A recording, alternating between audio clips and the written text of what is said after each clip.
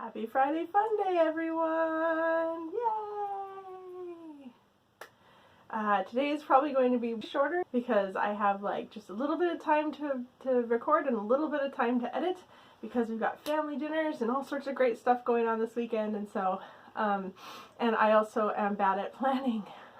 So I couldn't even think of a topic for today. I was like, well, maybe I could take you to choir practice, or I could show you some of my practice that I do. And yeah, none of that materialized. So it's just me. Yay! But I do have some shout outs. So Lydia, I love your diet plan. I should probably try one of my own. I did one several years ago, many years ago, well before kids. When I had really bad reflux, and so I put myself on my own diet because the doctor was just like, here's some pills, have fun. And I did not like that, so I made up my own based on a couple books I read and things like that. It worked remarkably well, but I have no willpower anymore, so I am really bad at diets now. I did go off of coffee. I stopped drinking all caffeine. I stopped eating all sugar, all processed wheat foods. I didn't go gluten-free, but it was non-processed, so it was like brown breads, brown rice, brown pasta or no pasta at all, no refined sugars, none of that. And I did that all during PMS week at once because I needed relief. And that was a poor decision. But I survived, and so did my husband, so it is possible to give up coffee for a little while. I take that back a little bit. I think I did go on decaf, but for a while, like, I almost couldn't handle anything other than ice water. And I would try and drink like 90-something ounces or more of ice water a day. And I did really well for a while. I dropped weight like that. It was insane. And if I would just do it again, if I just had the willpower to do it again, then I would. But I also have some gut issues and other things like that, and I think it would be really, that's one of my fun topics. I love talking about that. Joy, I loved your pictures of Tacoma. I want to keep calling it Tacoma City of Books, and it is not. It's Tacoma Book Center. I've been there twice with my neighbor, and we have kind of a monthly thing. We haven't gone this month, but the last 2 months we did. I spend way too much money there. But the last time I went, I was like, oh my gosh, I'm going to search the shelves for first edition or early edition Neverending Story, because I have been dying to get my hands on a version like the one that I read when I was in 6th grade that had red text for the real world and green text for Fantastica. It's called Fantastica in the book. It's Fantasia in the movie. I don't know why they made that change, but whatever. So I scoured the bookshelves, and I'm not even kidding. They have books behind shelves. In the children's section, they may do this in other sections too, but I don't know because I was searching the children's section. And they had books behind the shelves. So I took out stacks of books so that I could use my phone flashlight and look back there to make sure one wasn't hiding back there. I think I did that for like half an hour, until I finally decided, you know what, I'm going to ask. I asked her if they have a catalog of the books in there. They do not. You can probably tell because there are boxes lining the floor. They get books in all the time. It is a hoarder's dream. So I asked, and I was like, hey, I was wondering if you knew whether, you know, you had these on the shelves. And they're like, nope, it's just whatever's in there. I'm like, all right, I'm just going to keep looking, I guess. And I decided, well, I'm just going to stop. I'm going to go check a different section because I still hadn't made it into the bowels of that building yet. It is huge. It is a TARDIS. That building looks tiny on the street corner. It goes underground or something. It is huge. Not quite Powell's City of Books from Portland, but it's gigantic. But anyway, so I turn around and I'm looking at the back shelves. I'm like, oh, there's a science fiction section there on that back shelf behind the desk. And I'm looking and I'm like, oh, I think I see it. I think I see one. And it's so faint, and I'm squinting and I'm looking, and I'm like, oh my gosh, yes, it's a hardback of the Neverending Story. And I had to ask the gal who was sitting at the desk there. There were stacks of books. I mean, there was probably only like this much room between the desk and the back shelves, and she had to move some books over and like suck in really hard and reach way over. I'm like, well, I guess I'm buying this book regardless of whether it's a first edition because of all the work she's doing. I mean, it would be really rude to be like, oh, this isn't what I want, thanks, and I'm back. But anyway, she gave it to me, and it is a first edition Neverending Story. It has It has a beautiful inside, and somebody put that in there, I don't know who. Lovely inside, and I don't know if the color is going to come out quite right, but there's the green for Fantastica while Bastian's reading, and here is the red where he comes back into the real world. He's reading in the green.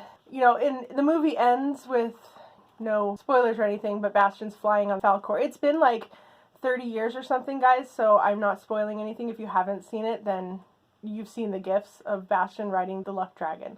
Alright, so anyway, the book continues on where he goes into Fantastica. There we go. And Neverending Story 2, the movie, I liked it because Jonathan Brandis was really, really cute, and I had a massive crush on him. But the movie itself is really stupid. The book is so much better, you guys. If you can get a copy of any Neverending Story, there's Michael End. He's written a few children's books. But anyway, if you can get your hands on a Neverending Story, it is so good. I promise you'll enjoy it. It's a great book. That was my Tacoma City of Books. No, it's not Tacoma City of Books. My Tacoma Book Center story. So my dad just lent me a couple books, and I was going to take a picture of my to-be-read piles. It's a shelf, and they're stacked. They're stacked, you know, like this high, and they're too deep. So there's books behind books, and there's two. I have a lot to read, you guys. I need to actually take the time to do it. But this is a nice thin one. My dad lent it to me. The Writer's Process by Anne Janser. And so far, I just got to chapter 3. I read the other night. It was great.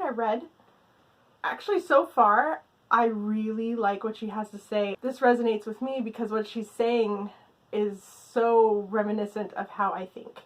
So I'm like, I am going to really enjoy this. And it's since my dad lent it to me, he really enjoyed it too. And he and I are very similar sometimes in the way we think and approach certain things, and we just love to talk about writing anyway, so it's like, I'm going to read the books Dad lent me, and then we can talk about them. Chapter 2 brings up a book that my husband just ordered for his teaching for the Army, but he literally just ordered that and got it home like, oh, this looks so super fascinating, I'm going to have to read this too eventually. But anyway, she references it in this book. So I think it's really, really awesome that now I've got, I definitely have to go and read that other book because she says it's an excellent reference to understand the approach that she takes in this book. So here's the little blurb in the back. The Writer's Process is a practical guide to the inner game of writing. Topics include why writing is like baking bread, requiring multiple steps and periods of incubation, how to structure your surroundings to optimize each phase of the process, how to invite your brain to work when you're not actively writing. Another thing that came up was Joy's video saying, thinking about your story is still writing, right? Yes, it really, really is, because, honestly, that's a lot of the time that I have. I did go through a bunch of my stories recently, and I read a whole bunch of old manuscripts, because I'm like, I need to get back in the feel of it. And I picked up one, Joy, you're going to love this, the one that I was trying to write a better story than Christian Mingle a few NaNoWriMos ago. And I loved it. Like, I'm like reading back on my old writing, like, oh gosh, I can actually write. Like, this isn't so bad. I love these characters, and I got to keep going. So I wrote a few more paragraphs on that and felt really proud of myself. She talked in here about two different minds. You have the scribe and the muse, and the scribe is the more rational approach to everything. The scribe keeps you organized. The scribe keeps you on task. And the muse is like, la la la. The muse is more like, I think. My scribe works better with music in many ways than it does with my writing, and my muse works better with my writing than it does for music, which, whatever. But I tend to like to think more about my writing than actually sit down and make myself do it, because sometimes I just can't make myself do it, at least in the allotted time that I have. She talked about focused attention and open attention. So focused attention is when you're paying attention to the work and you're actually doing the work, and then open attention is when you're just you're taking out all your distractions and you're just kind of sitting and you're letting your mind wander, or daydreaming, which is one of my favorite things to do.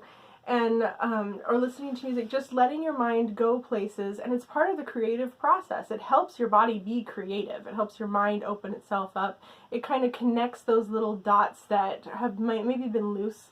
So one thing I used to love to do when I was a kid, like junior high or something, I guess, you know, school was pretty overwhelming, but I didn't know that. I'm kind of an extroverted introvert in many ways. I like going and being and doing things with people. I didn't necessarily like school, but I liked my friends and I liked being productive.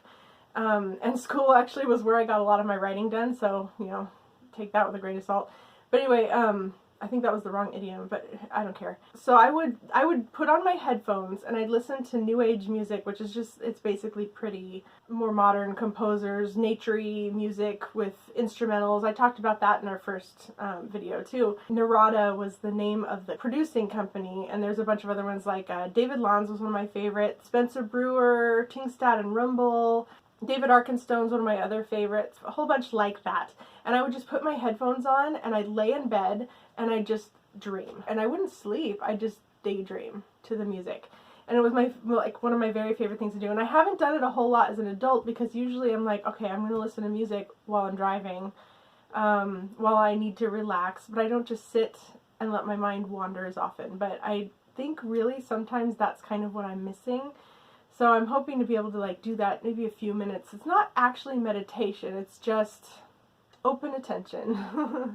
I am going to continue reading this book because I'm really finding it fun.